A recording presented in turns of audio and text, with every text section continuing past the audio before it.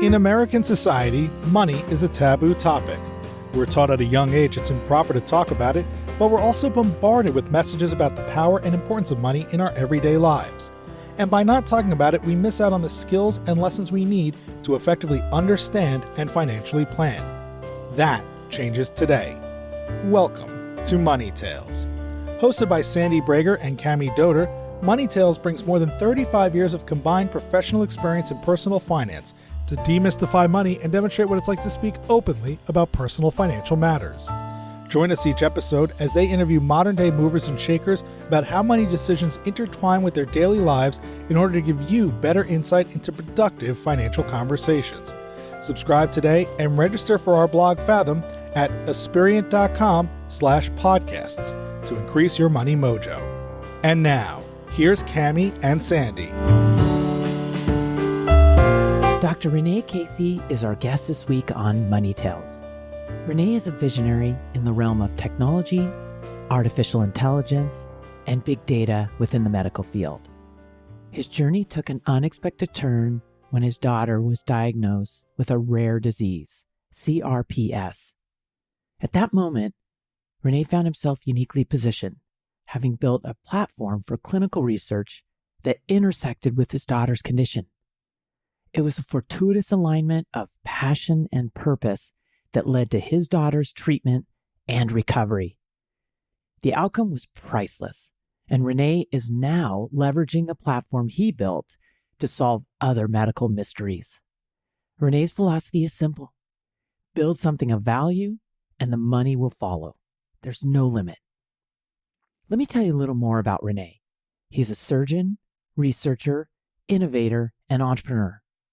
As the CEO and co-founder of Medeloop.ai and the Adjunct Professor at the Stanford University School of Medicine, he teaches healthcare entrepreneurship while contributing to the development of the next healthcare prize as part of the XPRIZE Brain Trust Team. His dedication to humanitarian work is evident through his NGO, Voltface, which has provided over $1 million in free medical care for life-changing surgeries to underprivileged patients. Here are 3 key money topics Rene hits on in this conversation. First, how he describes his relationship to money as being similar to a child's relationship to chocolate. As Rene tells us, not having much money growing up led to an unhealthy relationship like a child deprived of chocolate. Second, how the inspiration to go to business school arose when, as the CEO of a successful business he had founded, Rene realized he didn't know what EBITDA was. And if you're not familiar with that acronym, it means earnings before interest, tax, depreciation, and amortization. And third, how the financial strain resulting from a sick child compounded Rene's concerns for his daughter. We hope you share this episode with a friend, and please subscribe to Money Tales on your favorite podcast platform. Now on to our conversation with Dr. Rene Caissie. Welcome to the Money Tales podcast. I'm Cami Doder. And I'm Sandy Brager. I received an email just the other day and being invited to this event to learn about a camp for the kids. And it seems like a really fun event. And I noticed that it's free. And I was excited about that. I'm like, great, free. But it got me thinking about pricing and free. Complimentary is my favorite way of like, hey, this is a gift. We're not just no value. Because you're a marketer and you know all these key terminologies. It's a funny thing. For me, it lowers the value to some, subliminal level in me. It also keeps me from committing. It's a funny thing. If you have to buy tickets and they could sell out, I might jump on it. What do you think about free? How do you approach it when you see that? I think context matters a lot. Even if there's not a monetary cost, there's always a cost of time and attention. That's right. Which can also be priceless. We've talked about that before on Money Tales. I think it just depends. You brought this up. The first thing that came to mind was all those timeshare situations where you can stay for free for a night or a weekend or something. And I think they require you to go hear a sales pitch, which is a cost. It's a cost of some of your time. So I think it just depends. I too agree that complementary is a nicer term. And I know that there are studies that show that also things that guests of ours on Money Tales have shared with us, that if you charge for your services, if you charge for your event, then people value it more. And sometimes when you charge a higher price, they value it even more than when you charge a That's similar right. price. So it's an interesting question, Cami. And it all comes down to context. It's funny. It comes down to strategy and what's your approach and what are you trying to accomplish with it. And maybe just its terminology, free versus complimentary. Well, I get the pleasure of pivoting to our guest today. I'd like to welcome Dr. Rene Caissie to the Money Tales podcast. Hi, Cami. Hi, Sandy. Thank you for having me today. It's really our treat, and we would appreciate if you would introduce yourself and in doing so, share a couple pivotal moments that have taken place in your life that really influenced and impacted who you are today. That's a big question. You're going to have to cut me off, I think. There were a few of those moments. Just to give you a bird's eye view of who I am, I was born on the east coast of Canada in a very small fishing village in the province of New Brunswick. I'm very far from home, being here in California. I was trained as a surgeon, as a maxillofacial surgeon. I also did research in neurosciences. While I was doing that, I taught medicine at McGill University in Montreal. I also studied at Cornell University in New York City, did some peripheral nerve regeneration stuff there. And finally, I came and did a degree at Stanford. I wanted to study business, and Stanford's one of the best places to do so in North America. So that's how I landed up here in California. The moment we set foot on the Stanford campus, I remember the third day, my wife looked at me and she said, "We are not leaving. We're not going back to Montreal." And we are home. So we became American, and here we are. A couple of pivotal moments.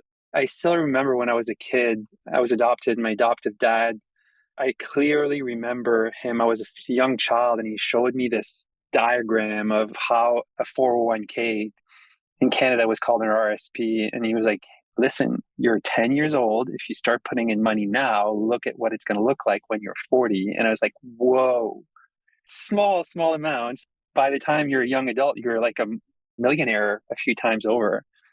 I clearly remember that. Unfortunately, I didn't do much about it, but I still remember it. I wish I had. That was my earliest memory of how you could put money to work and make more out of very small amounts. And it was very impactful on me. Again, didn't use it, but I remember it clearly. Good job, Dad. You're 10 years old. He's showing you a chart. Obviously, charts mean something to you. So you're impacted, though you didn't act. Within your family, how was money handled beyond this educational moment? Taking a step back from there, I'm in a small fishing village on the eastern coast of Canada where people either work at the factory, they're fishermen, they work in agriculture, and people don't leave that place. It's rare that people make it out of there. The feeling that I had when I was a kid is that I couldn't let myself believe that I could accomplish something that was bigger than myself, something big, like becoming a millionaire. It was just not accessible to me at that point in life. That changed over time, but it took a few pivotal moments. I'm curious, Rene, what got you out of that area that you grew up in? How did you find the agency to leave? One of my gifts that I got from the universe was having a decent mind. I was good in school. I was early on playing competitive hockey like most small Canadian kids do and want to do. I remember hiding the fact that I was good in school so I wouldn't get picked on, but I just did well in school. It just came to me. I just got it. And when you're good in school, what do people tell you should do? You should be a doctor or you should be a lawyer. Those are the two buckets that were presented to me. Nobody told me I should go in business. So I was kind of pushed down that route of being a doctor. And that's where things changed. I went from being in a small fishing village where not much was possible to being in the big city where people thought big and things happened. And I started getting a touch of that. Early on, I found that if I just believed something and I went after it and I took that very first step to go towards that goal, that it would just happen. I have multiple examples of this happening, putting that thought out there, taking the first step and things happen, doors start opening for you. Paired with building things of value, you can create some magic. I have 2 kids now, and I wish I would have gotten what my kids are about to receive from me is that mindset of, listen, you literally have to think it. Think of what you want to do. Think of building something of value. What I'm not telling them, though, is try to make money. Build something of value and the money will come. But there's no limit. So I started late in life. But when I got to the big city, I was given the opportunity of being able to think big. Magic started happening in my life. And here I am a couple of decades later, living in Silicon Valley, where entrepreneurs are building the biggest companies on earth. You took an interesting path. Going into medicine is arduous. It's a lot of work and investment and time for your goals. Tell us a little bit about pursuing your dream within medicine, if it was your dream, and if you thought about the financial investment in doing so. The thing about getting accepted into any of these healthcare programs like dentistry or medicine or physiotherapy is you can access money with no credit. People will just start lending you cash. It's free. It's free cash. And that's dangerous, especially for a kid like me that didn't know much about money except for that chart from when I was 10 years old. It just enabled me to live a stress-free life on the financial side, to be able to concentrate on studying medicine, studying surgery. I actually did do dentistry before med school. It was a fantastic time of my life. The program that I did took about 14 years to complete. It takes a long chunk of your life. But during that time, I started innovating.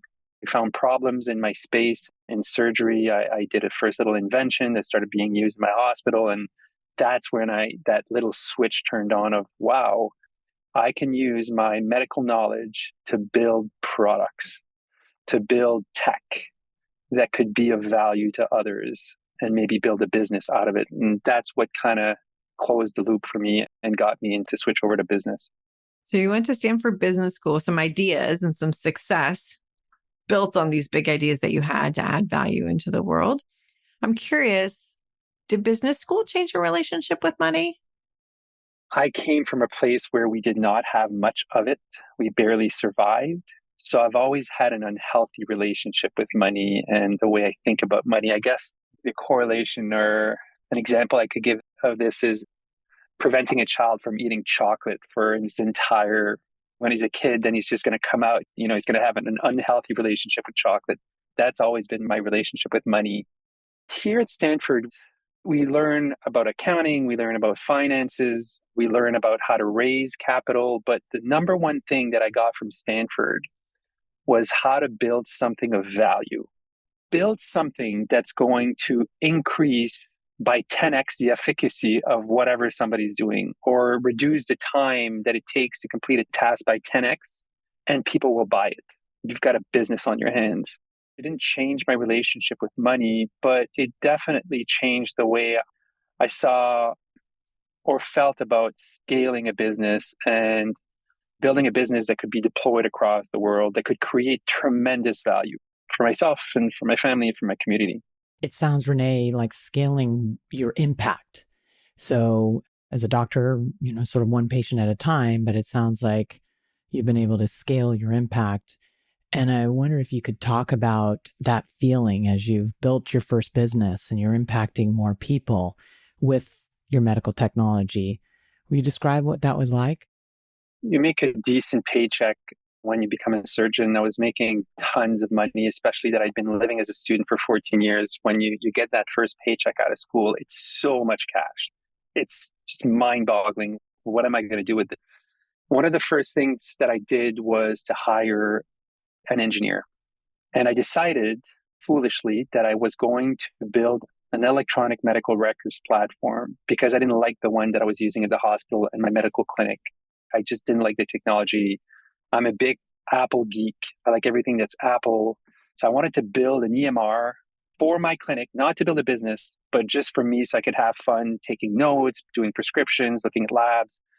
So I took that big paycheck and I started investing in an engineer and then a second engineer. And a few years later, people wanted to buy my product because I fixed my problem. I built something of value for me and people wanted to buy it. 2.5 years in, we had 1 million patients on the platform and we were the hot technology up there and we were acquired. Big multi-billion-dollar corporation came along. We were stealing contracts from them and they said, we are going to buy your business, although we were not for sale. And told them we were not for sale, but the scene in the movies where they push the envelope across the table and it turned out that I was for sale. Bring the big suitcase. And that's where I was like, oh my gosh, I didn't think I was going to build a business. I wanted to build something of value that was going to help me increase my productivity. I wasn't thinking of 10xing anything. I would just want to do it better. I built this product that became extremely valuable. And that's where I really got the bug.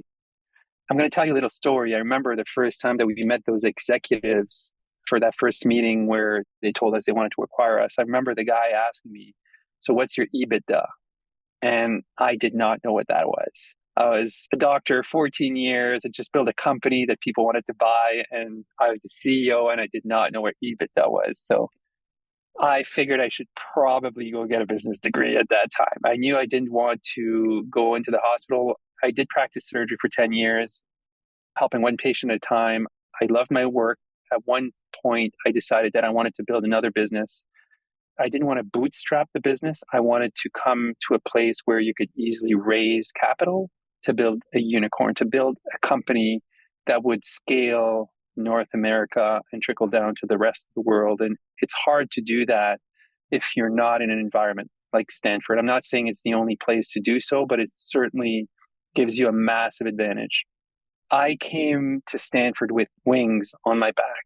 I decided right from the get-go that I was going to build a research platform, that I was going to make things bigger, faster, build a team, raise capital, and conquer the world in research. And maybe that's something we can talk about. But while we were building this research platform that will become extremely valuable, my daughter got sick. She was diagnosed with a rare disease, and I was building a platform to do clinical research, and we pivoted to study her disease, CRPS. We're starting to onboard patients that are afflicted with this disease. And that's what I was telling you earlier. Sometimes you just need to think big, put it out there, and things start happening. And look what happened. I was building a research platform and my daughter became ill.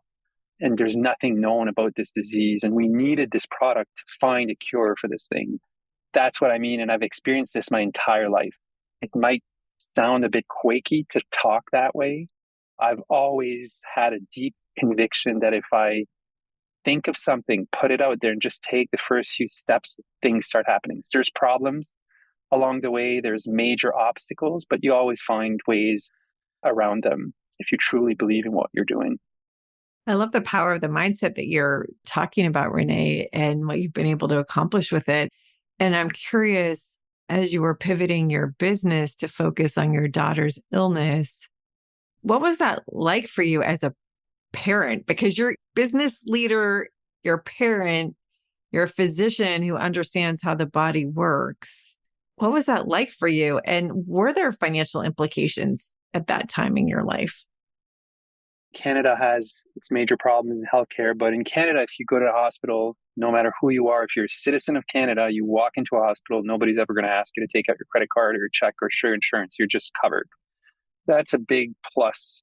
The wait lines are absolutely horrendous, but that's for another talk. Here in the US, if you go to the hospital, the first thing that they ask when you step into that waiting room is, do you have your hospital card? My daughter ended up being hospitalized in and out of hospitals for 3 months, sometimes for on ketamine drips for weeks. The bills associated to that 3-month hospital stay was just tremendous. And we had some horrendous scares there. At one point, we didn't think we were covered. It was a multi-million-dollar bill that could have broken us financially.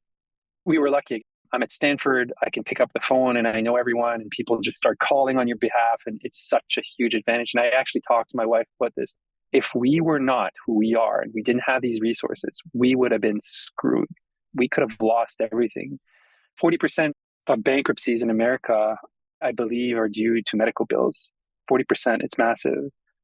We were able to get somebody from Stanford to call our insurance company and make things happen for us. But if we did not have that resource, it would have been disastrous for us and our family. So firstly, the financial implications of having a sick child are so stressful. I had to drop out of my program. I had to stop building the company, ask my buddies to continue working on this thing while we were at the hospital with Stella. The second thing is my daughter, I remember the first day she was lying in the hospital, this disease that she has, it causes the worst pain known to man. I want you to imagine putting your thumb on a table and hitting as hard as you can with a hammer, as hard as you can smack it. Try to imagine that pain. CRPS causes worse pain than that on the pain scale. So kids usually end up taking their lives because of these pains. They lose the use of their limbs. My daughter's in the hospital. I know there's not much known about this disease. I know there's not many treatments. And I'm a doctor and I can't help my child. There's the financial stress that's pushing us in the back. There's my daughter that who knows what's going to happen. And then there's the medical team that you have to deal with. I was extremely lucky to get this man called Dr. Elliot Crane take over the treatments with the rest of his medical team. There was Andrew Din and a bunch of wonderful doctors, but they were crazy enough to listen to a crazy parent that said, I'm building a platform. I'm going to help you guys figure this thing out. They're at Stanford, they're top of the food chain in the medical world, but they actually said, okay, let's do this. And we started working with these guys to push our platform to start studying this disease. Stella's lucky she's in full remission now, but our platform 2 years later is now being used to start onboarding patients for CRPS. And it was just presented at the World Pediatric Pain Conference a couple of weeks ago as the research study tool for pediatric pain diseases. It's heart-wrenching on many facets to have sick family members.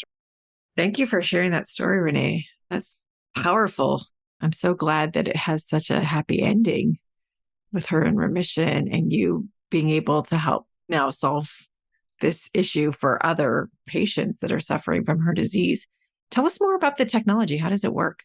We're at the intersection of technology, AI, and big data in medicine. So what we do is we go and grab all the data that's known about this disease from Stanford University, for example. We can ingest all of their patient data. We then connect the patients on a wearable device like an Apple Watch or a Fitbit to collect continuous information about what's going on when they're not at the hospital. They have tools to scan their foods using computer vision. They can report symptoms. So when these children have a pain flare, they can report the pain flare. They can report a headache, an abdominal pain. And we take all of this data, mash it up together, we clean it, harmonize it, and we push it up to what's called a graph database. And we use LLMs. You guys have probably used ChatGPT. So we use what's called a transformer to start interacting with that data. And you can start talking to your database as if it's a person. And you can say, what is driving pain flares in patients with CRPS? And it'll go and run these machine learning algorithms to find trends in the data to help researchers get answers that would have taken them years to find, basically is what we do. Wow. When I hear of ChatGPT, I think of writing things and scaling that. That's mind-blowing and so appreciative. I can't even imagine. I'm so thrilled for so many people that are going to benefit in this one example you've shared and in other places. I appreciate it. If I would have started building this platform and my mindset would have been one of building this to make cash, we're going to build a research platform and we're going to build it to make money, we'd be in a different place today. When we started building this, the reason people just started showing up at our door wanting to be part of this movement, it became a movement. We had professors wanting to help out because we were trying to solve a disease for a bunch of kids. We had their photos. One of them was my child. People just started showing up to help us build this platform. We had people from Google Brain, from Andrew Ng's lab at Stanford wanting to pitch in, people that had histories, stories of sick children themselves that could pitch in. And all of a sudden, we had a massive team. We had barely raised any cash. You see that the mindset is different. You build for money, people don't come. You build for mission. You build to solve a problem. You build a product to help humans. People will come to that. People resonate to that story. And guess what? You will achieve goal one of making money. It'll come. Build a product that will create value in the world, and you will make money. Money will come. You shouldn't think about making money. Think about building things of value. And medicine is just one of them. We're all living in this world where things are broken. And if you have the mindset of looking at broken things and thinking you can use existing technologies to fix them, you've got businesses on your hands there. You mentioned these medical bills and this fire just coming down. That's something that is so broken. Do you think some of these ideas can help us solve? You said 40% of bankruptcies, and this is awful. We've got to figure this out. We just have to have the right person or team to come and figure it out.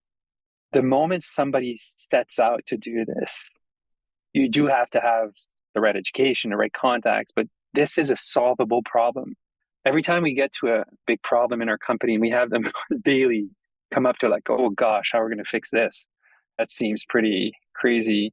I always think of Elon Musk wanting to populate Mars. Now that's complicated. Got to build a rocket, make sure that it can fly. They can go out there. I don't know how many weeks of travel that is. And then build an environment where humans can thrive, where there's nothing in a harsh environment. That is our problem.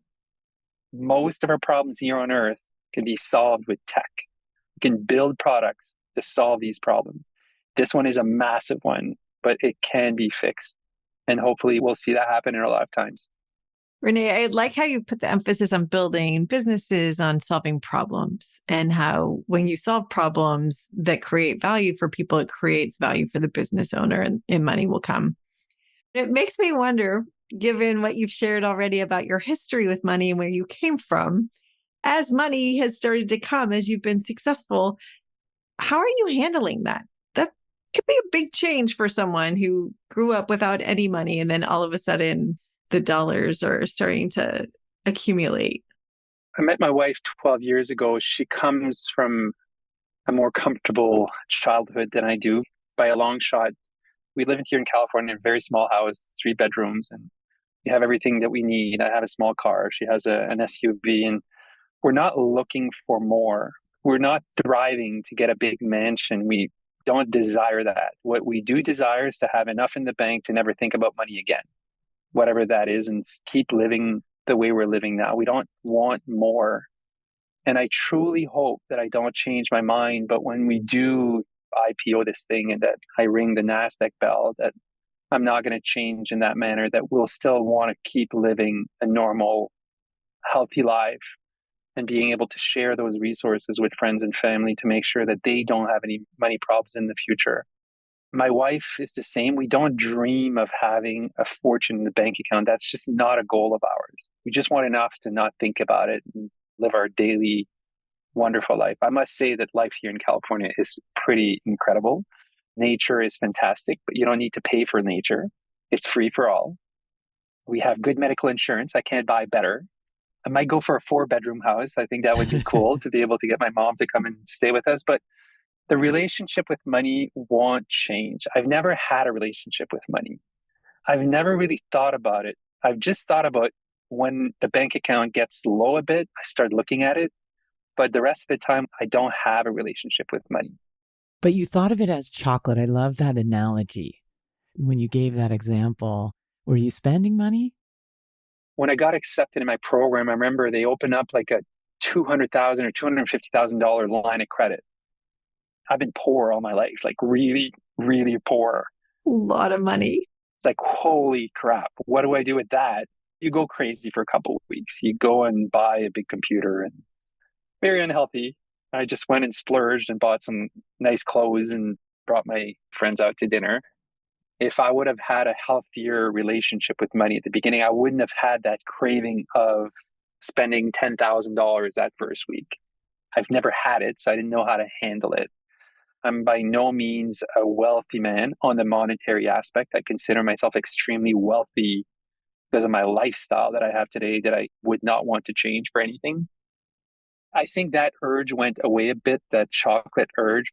You got it out of your system? Yeah, you had a few tastes. That's a great story of taste, but then you came back to your values. I am curious though, have you been contributing to your retirement plan like your dad taught you to? Not as much as I should. The kids are set up. The kids are really well set up. He'll be proud. We'll be okay. Hopefully we won't need 401ks when everything is said and done with this company. Rene, this has been such a special money conversation. Tell us, what's your next money conversation going to be and who's it going to be with? It is going to be with my children. I've learned a few things along the way. I've built a few businesses. I've went to business school. I'm going to teach my children how to have a good relationship with money and make sure they don't have that chocolate urge down the road. Sounds like a great conversation. Rene, where is the best place for our listeners to find you? They can find me on LinkedIn. They can find me on our website. It's Medeloop.ai. Medeloop.ai. Fantastic. Rene, thank you for sharing your stories. We're really pleased that there's people like you out there solving such important problems in the world. Thank you. Thank you for having me. Thanks for listening to the Money Tales podcast. If you've enjoyed this episode, share it with someone you think would benefit from listening. And leave us a review on your favorite podcasting platform. Your ratings and reviews help more people find our podcast. If you're inspired to gain clarity and peace of mind about financial matters, don't hesitate to reach out to our team at Aspiriant. Go to aspiriant.com/start a dialogue. Or you can email Sandy and me at podcasts@aspiriant.com. See you next time.